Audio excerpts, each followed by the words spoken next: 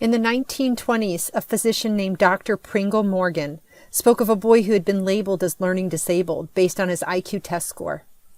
He said, "The boy is bright and of average intelligence in conversation. He would be the smartest lad in school if only the instruction were entirely oral."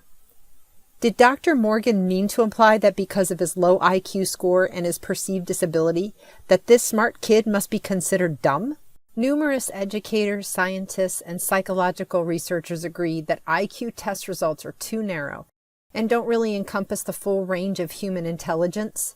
And these same experts agree that not only are IQ tests culturally biased, but they've also shown minimal positive effects on student achievement year after year. Human intelligence is a combination of many factors, including the ability to understand and express emotion, the effort that's exerted, and the unique cognitive systems that each person has. We must stop trying to simplify and quantify the brain, a very complicated and complex organ, down to one arbitrary number. In 2012, in a bid to investigate the value of IQ, scientists asked more than 100,000 participants to complete a battery of tests that required things like planning and reasoning, memory and attention. Author and researcher in this study, Roger Highfield, said, "When we took these people and tested their brain function, we couldn't find any evidence for a single uniform concept of intelligence." IQ testing is also culturally biased. In the U.S., children from low income, inner city, and minority backgrounds often receive inadequate education. At a very young age, these children are tested and placed in programs that virtually guarantee they will never receive an adequate education. IQ testing also hasn't improved student achievement.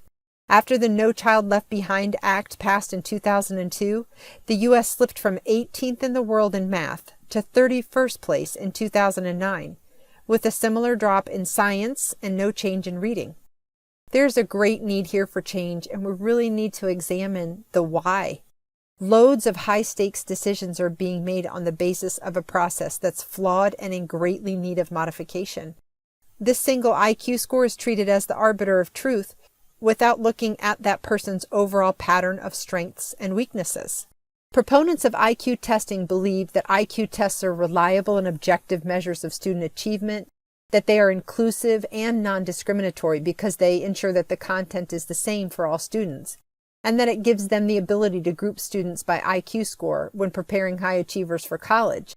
But actually, IQ tests are an unreliable measure of performance.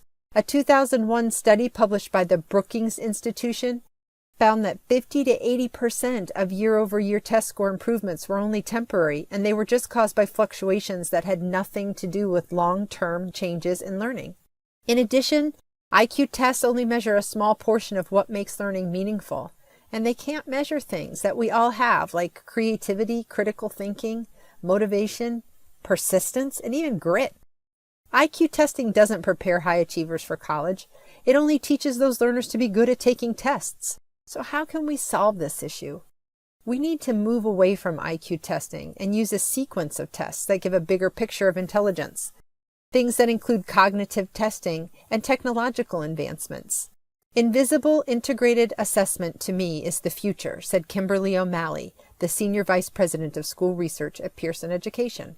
Close your eyes for a minute and imagine an education system where young children don't need to feel the shame and anxiety associated with standardized testing like the IQ test, where they're not fearful of judgment from their teachers and from their classmates and their parents, but are in a learning environment that places their unique abilities in better context. Education would become a more natural process based on experiences.